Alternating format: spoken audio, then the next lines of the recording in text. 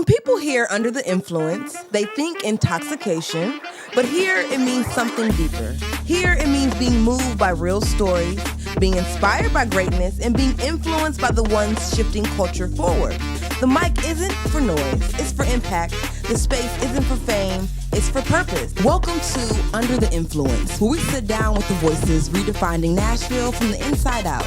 And today, ladies and gentlemen, we're getting under the influence of Billy Brown.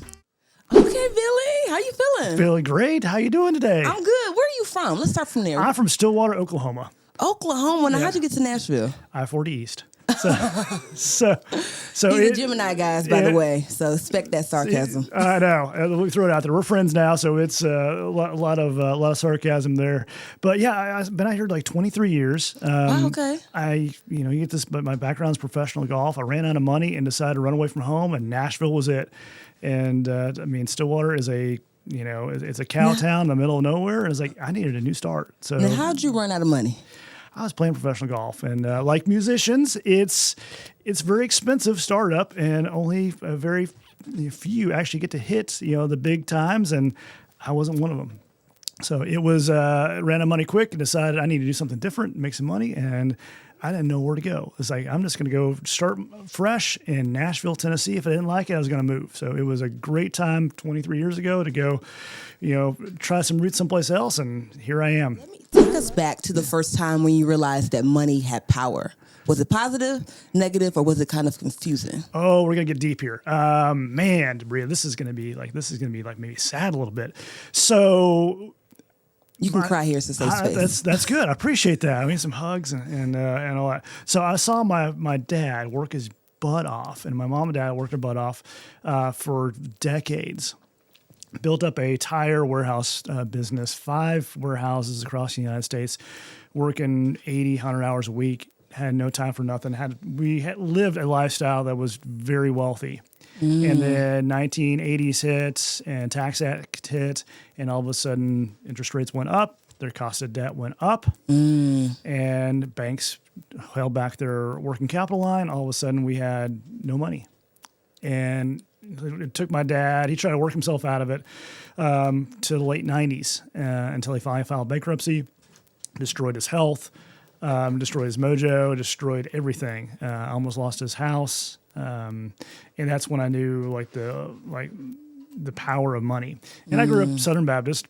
Okay. We're gonna get so spiritual here as well. So let's get it. I like getting there. Let's get in that room. I know you're honest. I grew up Southern Baptist, and money was evil. Yes. Money was evil. And I actually grew up in a church where it was a sin to be poor and it was a sin to be rich. So what are we supposed to be? Exactly. But I was in a belief system. And it wasn't until I got out here and hanging around wealthy people you know what? You can be wealthy and you can be godly. Like you can't pour from an empty cup. You can't help others from emptiness. And that was the mindset that helped, the belief system that helped change my mindset of what money is. Money is a vehicle. Yes. Money is a currency. It's agnostic. It is a tool to be used. By agnostic, what do you mean? It doesn't care who its master is. It serves a purpose. And you get to employ it. And if you get even deeper here, this is going to be a different, probably a different topic. Money is energy. Now, let's dive into that because now my antennas are up. What do you mean by that for our viewers who may not understand money is energy? Can you elaborate a little more? So money is energy. So think about this. Okay. You work, you get paid. What is that time? That time was energy. Based on the energy you bring and the value you bring is how much you're rewarded. Ooh. And now you have that reward for you. And now you've got to be able to, the ability to go take that and go amplify that through others, because you're going to be spending money in the marketplace for goods, services, groceries, kids stuff, and that spills over. So the more value and the more energy you bring into a situation and the more valuable you show up and help others, the more it comes to you. And therefore you can go bless others. What about workers like in the factory who work in these long hours and they get paid a little bit? How are they using their energy? I mean, think about this craftsmanship they have to go do. I mean, they're pouring their blood, sweat, and tears into this, and that pride to be able to go. It's just we're in Nashville, so we'll tell you about cars. Be able to build a car up in Bowling Green, the Corvettes. That takes a lot of skill set with a lot of technicality to be able to build this car from scratch, assemble this thing, and make it work, and hand it off to somebody to go, man, that is a beautiful car. And the people that buy those, are paying a lot of great money for that craftsmanship. And, because of their skill sets, they get paid not only currency, but also the benefits of their retirement plans, their pension plans, time off, medical, and most of the stuff is covered. And we're living in a free market society, so you don't have to go do that. Yeah. But people are like, well, what do you go do? It's like, well, you have the choice. If you have those skill sets are transferable. And you go take those skill sets into another skill set, which you talk about Huntsville, space. Okay. So you need to go assemble things. There is a massive demand for trade right now. People actually know how to fix things, build things, getting a bigger picture, zooming out. The amount of money that private equity is paying for HVAC companies, technical trade companies is astronomical, because only people can do certain things. So their value, those skill sets are extremely valuable because of what you bring to the table that nothing else can go to. Let's talk about your table, Billy. Yeah. What was the first thing you ever did when you started making that real money, when you started to tap into the energy? Man. And what was the feeling that you felt when you earned it? Ooh, that is a really good question, Debria. I'm gonna take you back where I didn't. Okay. Because I'm sure everyone in this audience has never had this experience, so this is going to be unique to them. I gave away my talents for free. Okay. And I didn't know that. And I didn't know that it was okay to get paid for bringing value. Ooh. So again, mindset shift there. I was actually teaching people about the debt, educating them, being able to pour into them, helping change their mindsets. Then when you were doing that for free? Yep. You were giving Oprah Winfrey motivational Super Soul Sunday speeches for free? One-on-one, getting, just talking to people. How do you go from owning no rental properties to owning your first one, from your first one or second one? Talking about that. And then guess what? When they need the debt, I send them off to somebody else.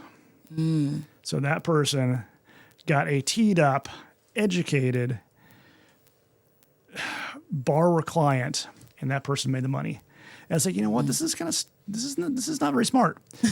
There's got to be a business way here where I can go do this. And it wasn't necessarily on the educational front. It was like the transaction front. And once I figured out you can actually people can go hire you to go place debt. And you can go, because sourcing capital is extremely difficult. I just thought because I could do it fairly easily, that everyone can do it easily, and it's not the case. It's like, being around the artist community, the singer community. Yeah, everybody can sing. Everybody can sing. It's like, all right, I'm the only person in Nashville cannot sing. I can barely play the radio. I'm with you. Okay, good. Cannot sing at all.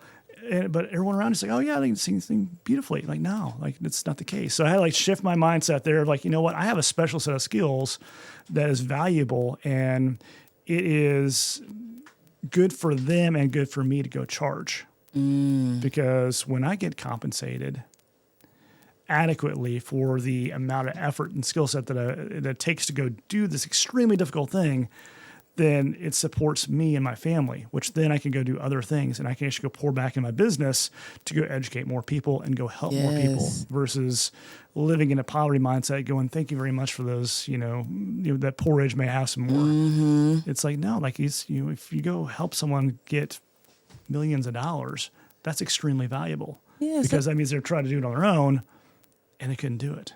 That's beautiful, that mindset shift. Because I feel like I was there last year. I was like, I want to be of service to you. But it's like I had to, like you said, go to that charge and realize, hold on. Yeah. I got some value too. So do you feel like that free work that you did kind of laid the groundwork for when you started making your real money? You have to have that realization that I am valuable. And the service that you provide for others is valuable. And I had a great conversation. This is not that long ago, probably 2 or 3 years ago. I was talking to another gentleman that does kind of the same thing. Former Marine, does bigger things. Okay. Does bigger things. He's got a bigger vision, and just talking to us like, man, it's like I'm not making any money here. He goes, you're not charging enough. I was like, well, how much are you charging? He told me what. Oh my God, I'm not charging enough. He goes, yeah. I was like, if you look at the marketplace, What was the number? we raised our minimum from 5,000 to 15,000. Woo! And our placement fees or success fees from 1 to 2, sometimes 3%, and sometimes we're getting equity too, depending on what we're coaching on. So it's it's going from making half that on smaller deals to now we're attracting some bigger deals that are very, very cool. And now you can actually go help in bigger ways. Yes. And the people who have bigger vision have bigger platforms, and they have better platforms. They can, you're at bar something bigger. And that energy, again, more compensation. The more people you help, the more value you bring, the more compensation there is. It keeps spilling over and keeps amplifying. So yeah, it's just that mindset of like, oh my gosh, I wasn't charging enough. And how did you feel after you charged enough? What was that feeling that you got? You were scared? Like everyone's like scared, like to raise your prices, but it's like, you know what? Everyone, and it's 2026. Every price has been raised, not even inflation, which we can talk about that a little bit. From eggs to gas, like everything costs more. It's like, you know what? Like I have to charge more too. Otherwise, like I am working not for free, but I'm actually paying to work, and that's not smart. No. And that's not a service. And the mindset you have to be is like going back to the old school movie Wall Street. Greed is good. Greed is good. Yes, green means go. Yeah, greed. Be able to get compensated for time and expertise and what you bring to the table and that value. It's like, oh well, you're charging too much. Like, says who? The marketplace doesn't say that. Thank you. If you go raise equity right now, I mean, you're paying anywhere from 7 to 10% of the raise, and that minimum is usually $25 million. So these people are stroking $2 to $3 million checks up front. And how much you get off of that? Yeah, I'm like that. I'm not. I don't raise equity. I raise debt. So like I'm doing a fraction of that for sometimes more difficult. So anyway, it's just back to that mindset. So people out there watching, like, really evaluate what you're bringing to the table and, the value you bring, and go test it out and go next person you talk to, like raise your price. Yes. See how that makes you feel. But when it first did it, it was scary. Yeah. And now people are paying it. It's like, because you position yourself going, you don't want to be the cheapest. I want to be the most expensive. You don't want to be the $200 girl. No. Shout out to Jay. They always say we learn from our wins. We also learn from our regrets. Now, I did read on your website, it says your biggest regret was turning down the internship at Augusta National GC in 1998. Yeah. What did that teach you? That's just hilarious. That's one thing that reminds me. Every year the Masters happens, like pops up. It's like, oh my gosh, I'm such an idiot. It still hurts to this day. It still hurts to this day because like who you're around, that circle can elevate you or destroy you. Yes. And I always try to put myself into like in bigger circles because don't tell anyone. That's my hack. That's how I did it. It's like I just get into those circles and somehow like magically just once you get in the room, like things happen. You are who you hang around. You are who you hang around. And there's a book out there called let me think about it for a second. It's called Willpower Doesn't Work. And athletes out there that are watching this, like you're going to really appreciate this book. So turning that down, what did that teach you? I should say yes more. Why did you say no? A couple of reasons. Like one, I was just coming off an internship at Colorado Springs in USA Wrestling. So I was a resident intern at the Olympic Training Center, and it's coming back, and I was about to turn professional in golf and go play. And I didn't really have time, I didn't think, to go stop what I was doing and then go, pack up, go from Colorado Springs to Oklahoma down to Augusta, Georgia.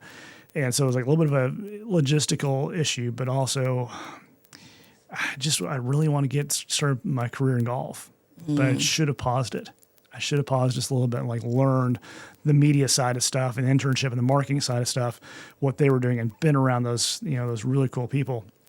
So I said, like, man, I should just pause that. And that was stupid. It's stupid of me. So sometimes we just got to take a pause. sometimes you take a pause and go, you know what, this is an opportunity that says, and you know, was it right? Was it wrong? I look back and I go, man, it's a funny story now. Yeah. But I was like, what would my life look like? And I said, yes. Yeah. I got to see you on the course. I've got some videos out there swinging. So You talked a lot about like how your mindset had to shift in order to make the big bucks. What was the biggest risk that you took and it paid off? What's the mindset shift? well, like Rebecca said, like wasn't a risk. It's all about steps towards where you want to be. You had that vision of who you want to be and why. And there's always that hindrance of like, what's holding me back? It's all mindset. And one of That's interesting you say there's no risk, because some would say you coming to Nashville with no money, that's a big risk to take. well, no, it's not. It's just a step. It's a step. You have to go take those steps. Like you don't have to look at all the steps just to take the first one. And that's some faith right there. It's about faith. You know, it's like, and if you understand like your faith, like who is working on your behalf behind the scenes all the time, the universe is conspiring to be in your favor, even though like a lot of times, especially there's some stuff I'm going through right now, it's like this can't be, but you have to lean in that faith. Like it is conspiring in my favor, even though right now it's hard as hell. Pastor Billy, that was a message right there. I caught that one. Absolutely. So, and then back to the beliefs and the scary. It's like one of I have a friend, Brian Covey, really good on speaking. He does recruiting for mortgage companies. You know, lots of wisdom. You know, things I remember every single day. It's like, in order to change your outcome, you got to change your beliefs. How to change your beliefs? You got to change your information.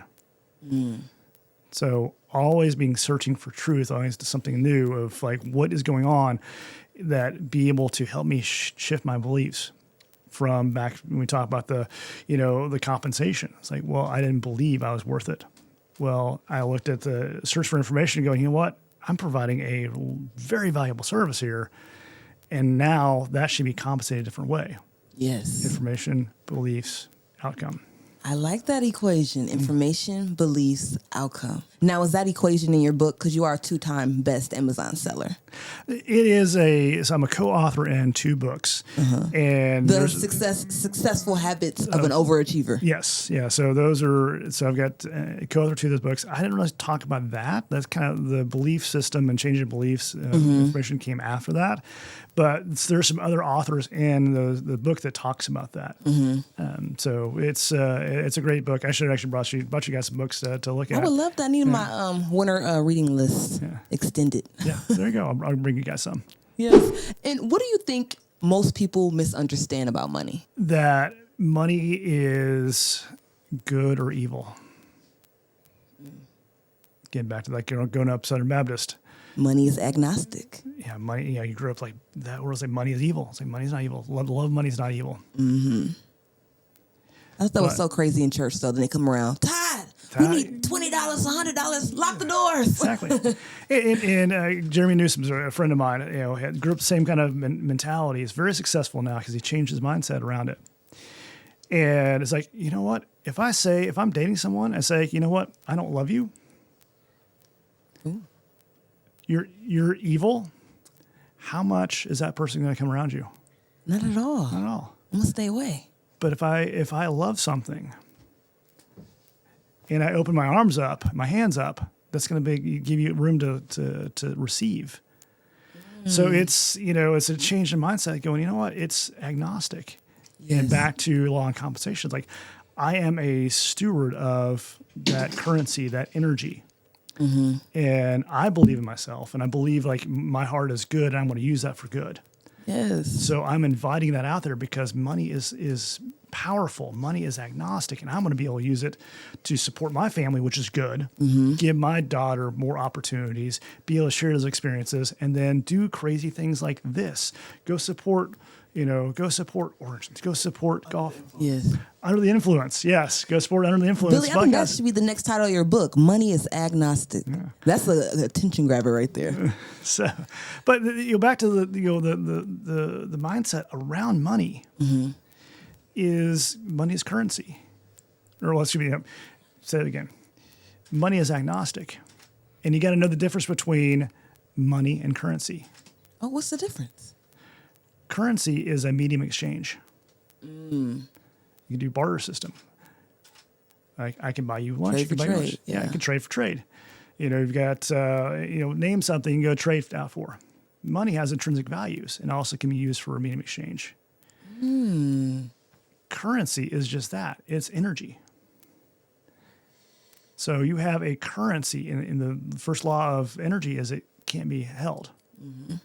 It has to be flowing. Yes, can be created or destroyed. Yeah, it can't be destroyed. It's always going. Yeah. So you got to be a conduit for that energy. And the more it sits, the more stagnant it is. It wants to be put into play. It wants to be used. It wants to be used for good. It wants to be able to co-create and amplified.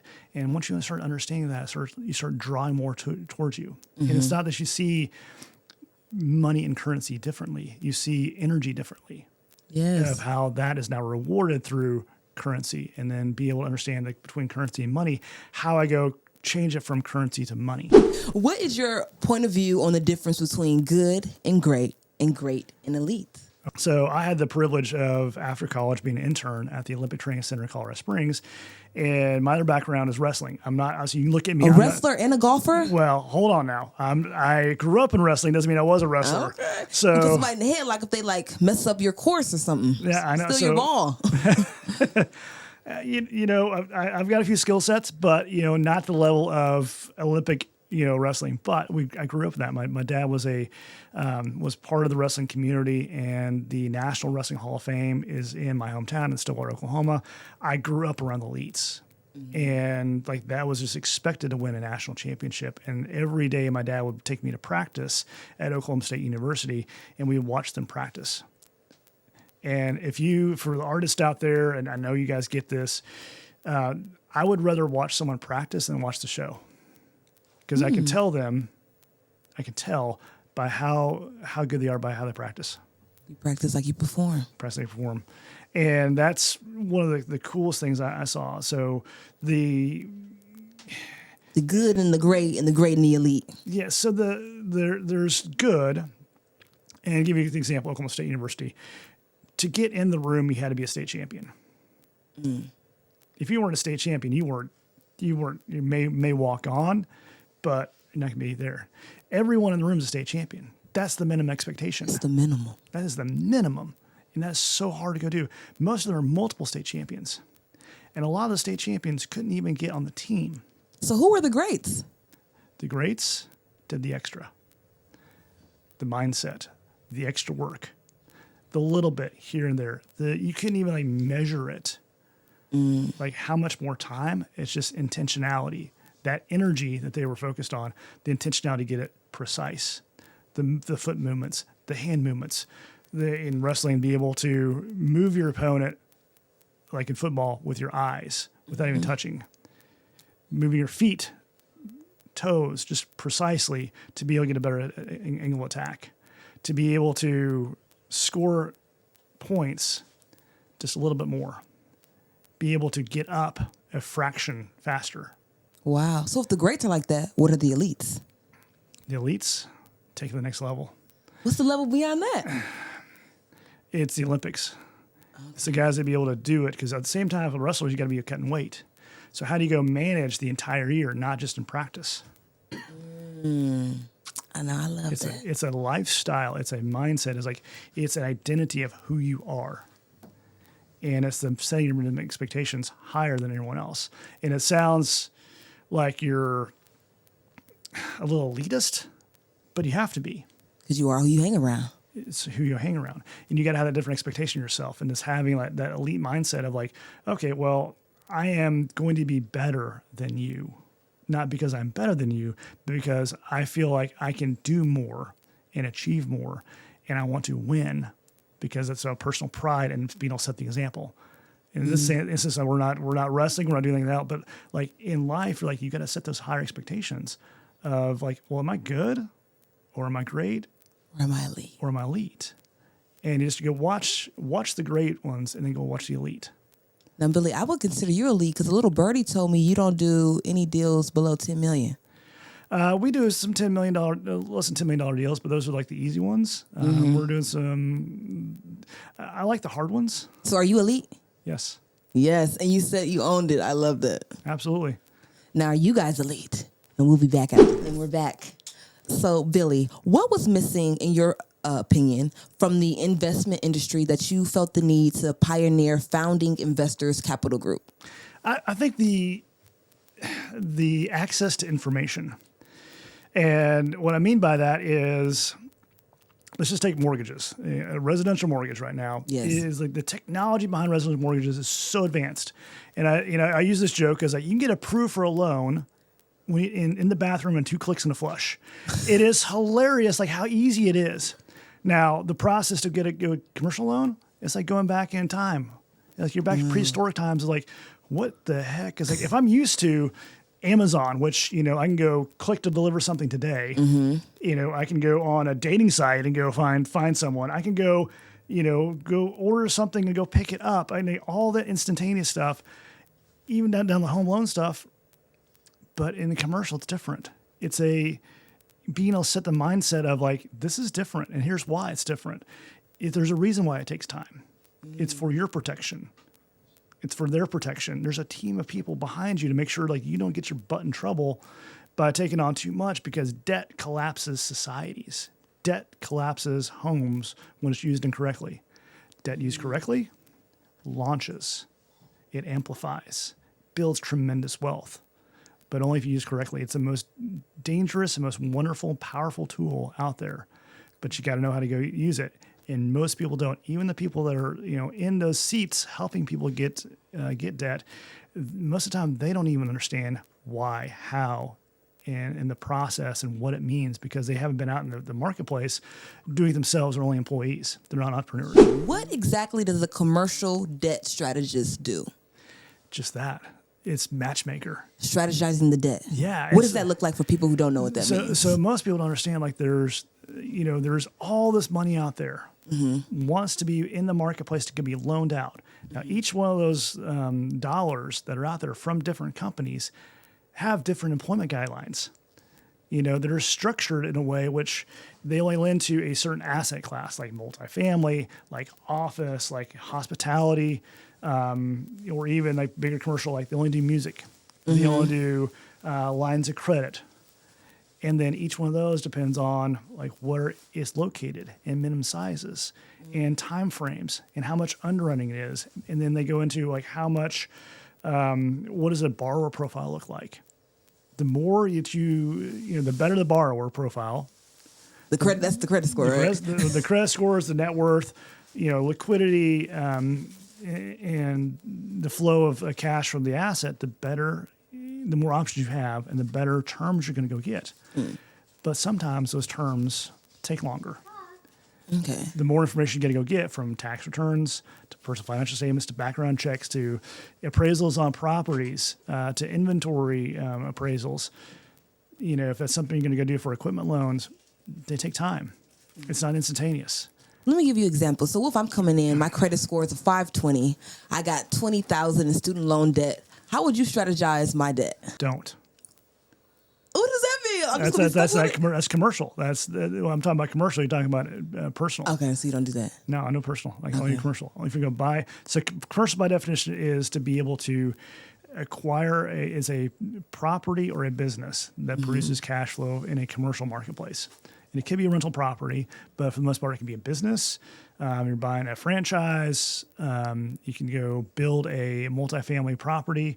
You can go get a advanced line of credit to go promote an event or inventory line. So it's for commercial use only. Now there's personal stuff out there. There's a whole different category out there for personal. There's different laws apply to that. And you talk about now how to get out of debt or how to go use that. I mean, I would I tell you, like, go follow Dave Ramsey there, and go get yourself. Dave Ramsey. Yeah, I guess some Dave Ramsey stories are kind of funny too. But you get into that world, it's totally different. Yes. If you're going to buy something to go create income, and then you go. Well, we want to stay in your world because we're under your influence. So tell us about what was your first big break. First big break. Let's see. Probably the best one was accidental. Okay, let's tell us about that. It was accidental. And the first big break was back to like who you're around. I was renting a place in Antioch, Tennessee, which those are Nashville. Like you moved to Nashville, you're supposed to live in Antioch first. Yes. And then you can go decide, like, I don't want to be here, and then get out. So I was living there. It was not a great place. And I was like, I get out of here. And I actually found a place in off West End. That's nice. A nicer, like Green Hills area. Yeah, it was nice. And lived with this older lady and a couple of roommates. And she was a real estate investor. I had no idea what the heck that meant. But she started mentoring me. I started asking questions. Ooh. And then the big break happened. What did you see in her to make her your mentor? She didn't have a job. So you admired the lifestyle. It's like, I'm on a lifestyle. It's like she could do anything she wanted to. She had money for rolling in. A little bit cranky. But, she could do whatever she wanted. Okay. And it was beautiful. And I was like, this is like, why would you do anything else? Now, pause on that one, but that was what I was thinking at the time, my newbie phase. But then she knocks on my door, pulls me aside. She goes, come here, look at this. Pulls up this house. Mm-hmm. You need to go buy this before I do. And I went, yes, ma'am. Just like that. Because I knew, like, she, like, if she's going to buy it, like, so I bought my first house on Rains Avenue for $78,000, which, Rains Avenue is by the Geodis Park soccer stadium. Okay. But fairgrounds, it was still a little hoodish back then. But it's like, oh my gosh, this is... Billy got your forces on. You learned that in the hood, huh? Not these, but... but so it was interesting, it was like, I didn't know. And she goes, okay, well, go get yourself a roommate. So I actually had a roommate lined up before I even closed on the house. Mm-hmm. And it's like that started my real estate investing career. It was like just being there. So that was my first big break of understanding, like, oh my gosh, like this is now be able to leverage and create arbitrage and create cash flow. I love that. Yeah. So when somebody speak of greatness, you listen. Mm-hmm. Speaking of leverage, how can we properly use our debt? I want to give you two answers. Okay. One, very carefully. Okay.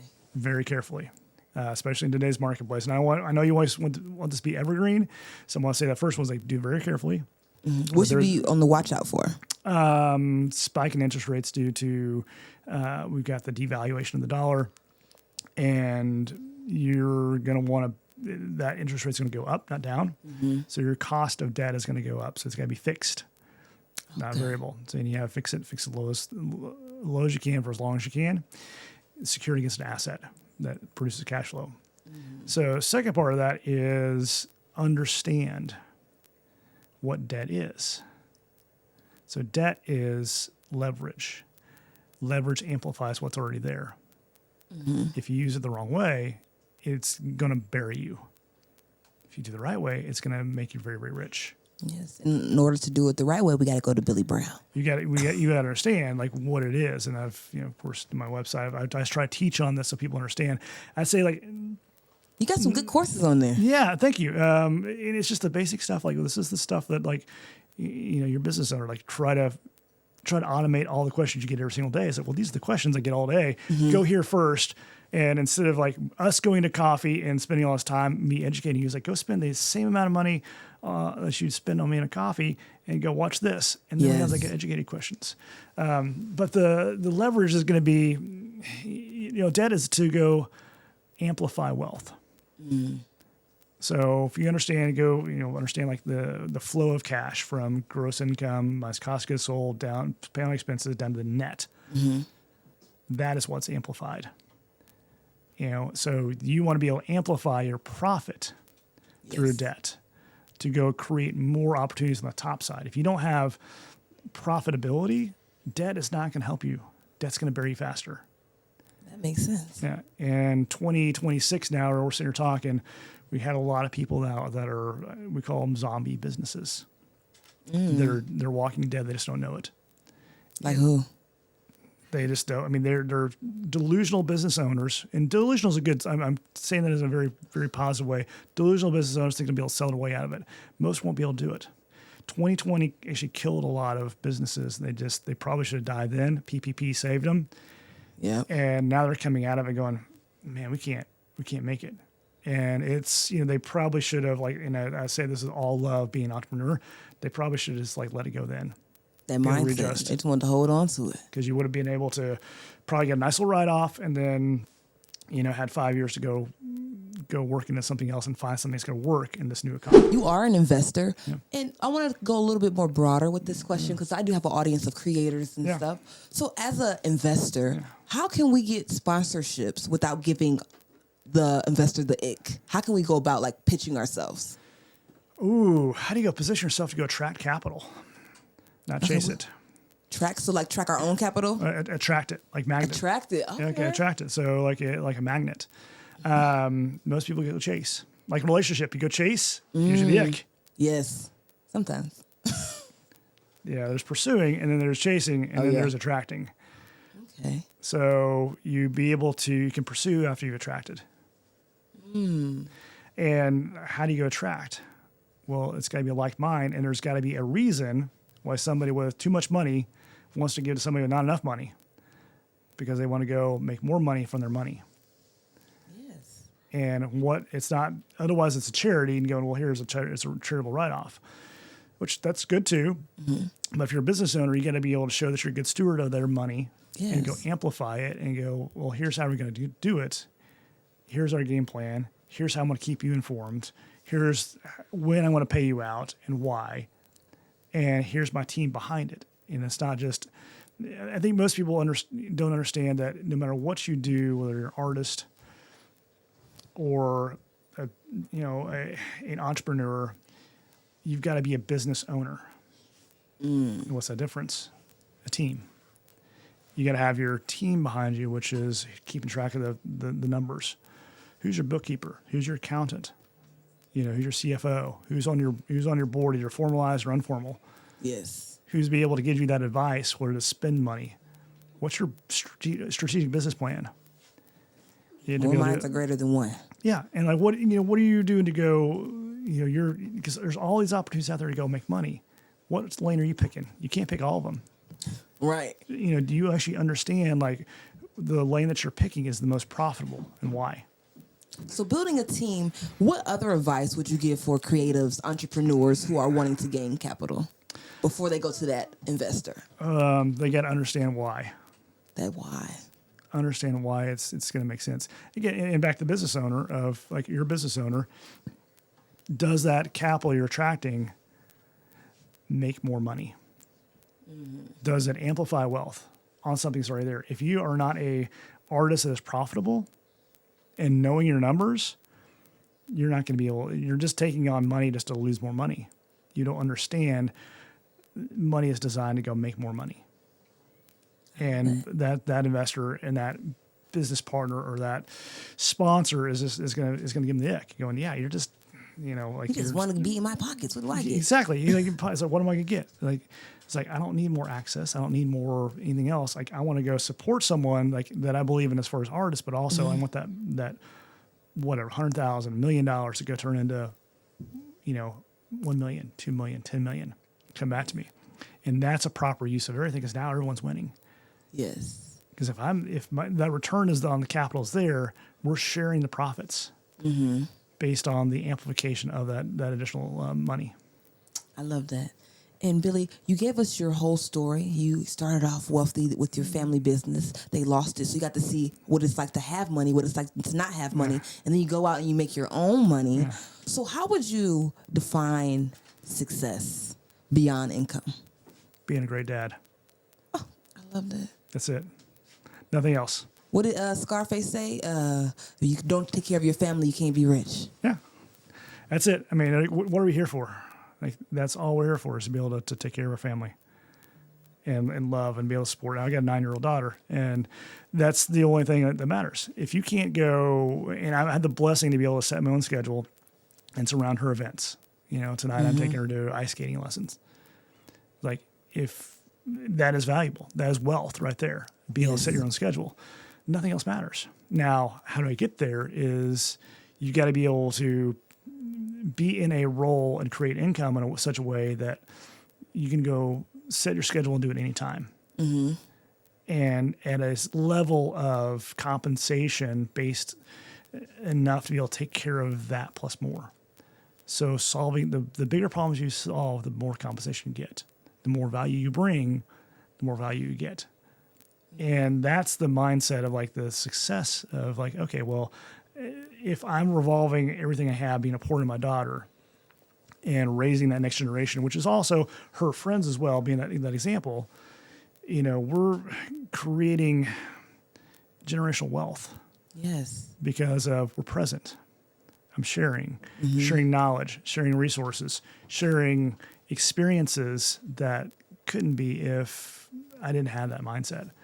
So, boiling it back down, it's like, what is wealth? It's like being able to spend time with my daughter and invest in her. I love that, Billy. And we're back, guys. Are you ready to play a game, Billy? Absolutely. Come on, you're elite. Let's get in there. I'm here to win. All right, this game is called Sip or Spill. Okay. You can either sip the concoction water or spill the tea. It looks a little crazy in there. Oh my gosh. Okay.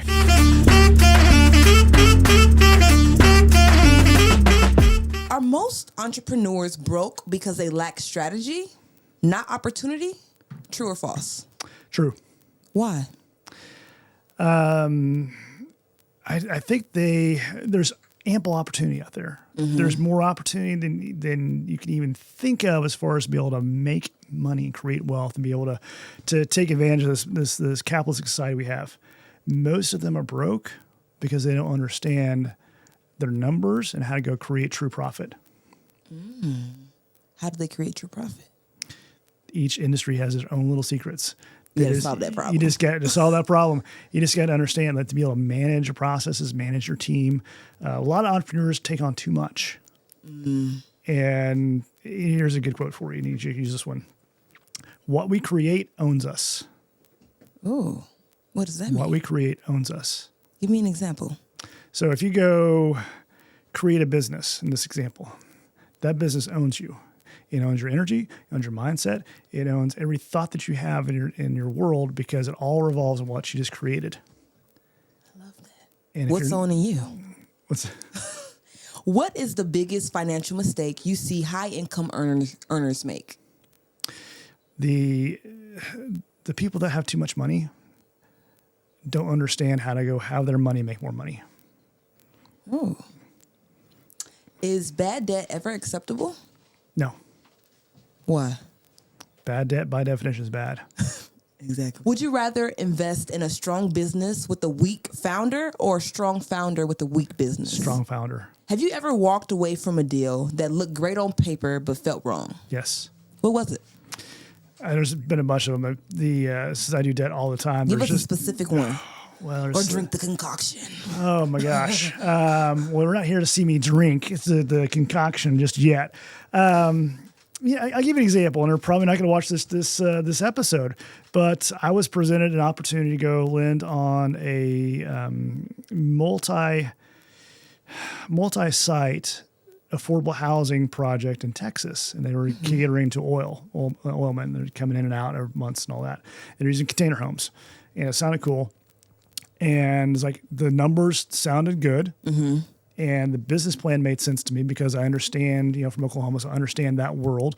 My processor's from Texas. Her husband works in the oil field. It made a lot of sense. And when they couldn't answer simple questions, spidey senses went up. And then they couldn't provide basic information to me. I was like, I'm out.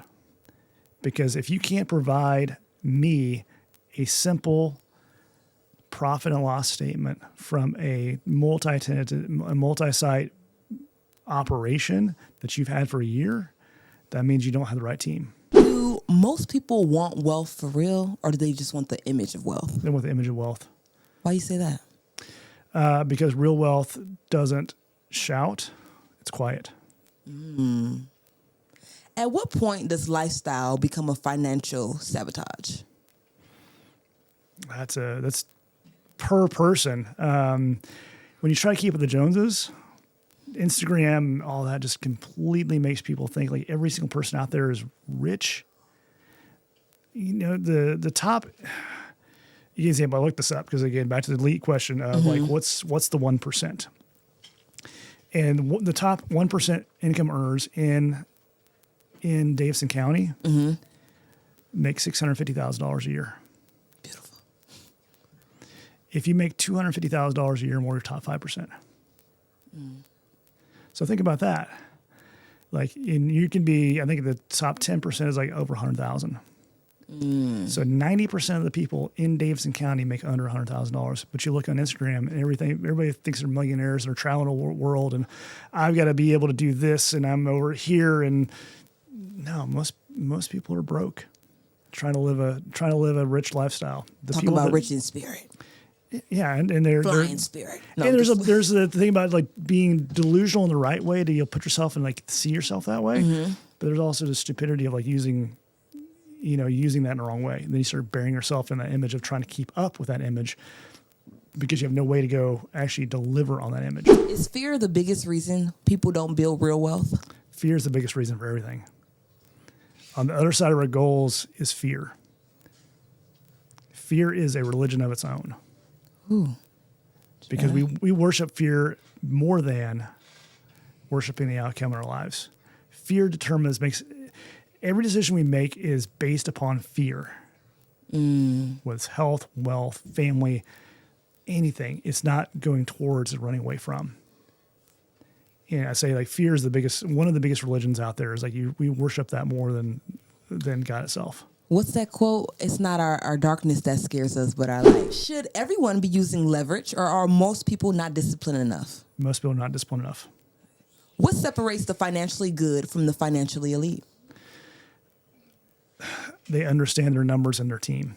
They have a team that is assigned specific roles. That's all they work on. That's all they eat, drink, and sleep is those specific roles to help grow the organization, the organism of that business that serves others.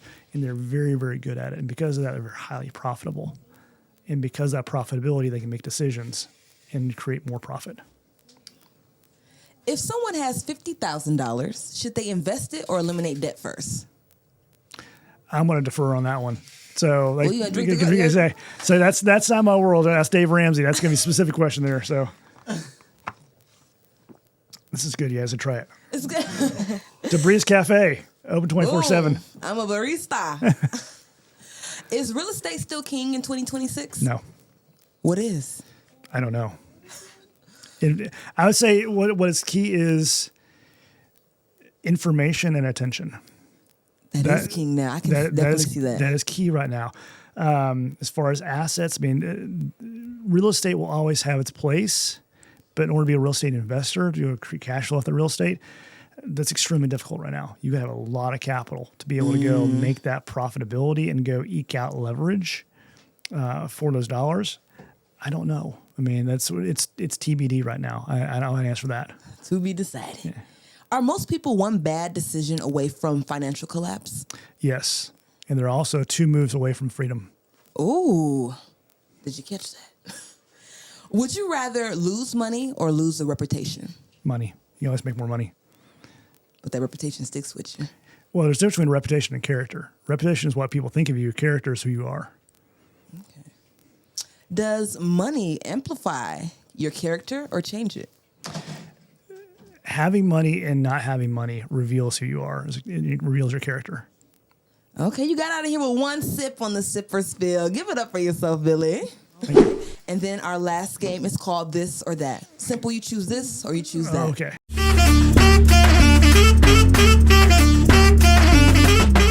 Shark Tank or Undercover Boss? Shark Tank. The Profit or Billions?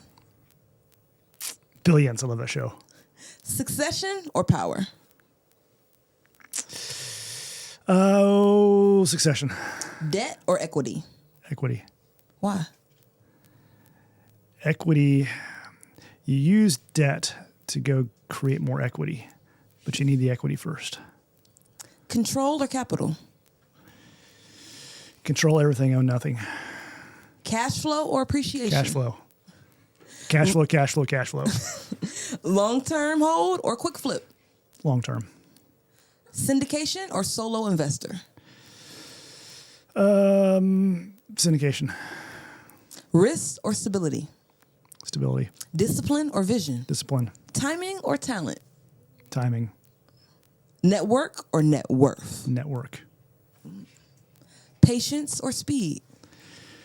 Both. Can't choose both. This or that? Can I take a sip? Patience. Patience. Why'd you choose that over speed? Because you know when to strike. Because you're able to watch. Strategy or execution? Execution. Good or great? You can laugh at this one. Good. Wow, why? Because most people are timid and they're trying to be great before they're good. Good leads you to great. Great or elite? Elite. Elite! And Billy Brown, you, sir, have been under the influence. Thank you. We were under your influence. Thank you. Any final words that you want to say to... What's the equation? Again. Boom plus boom equals... The equation? Yeah. Information, belief, outcome. Information, So belief, entire life. outcome. In order to change your outcome, you got to change your beliefs. In order to change your beliefs, you got to change your information. And money is agnostic. Money's agnostic. Well, there you have it, folks. And I'll see you guys on the next episode.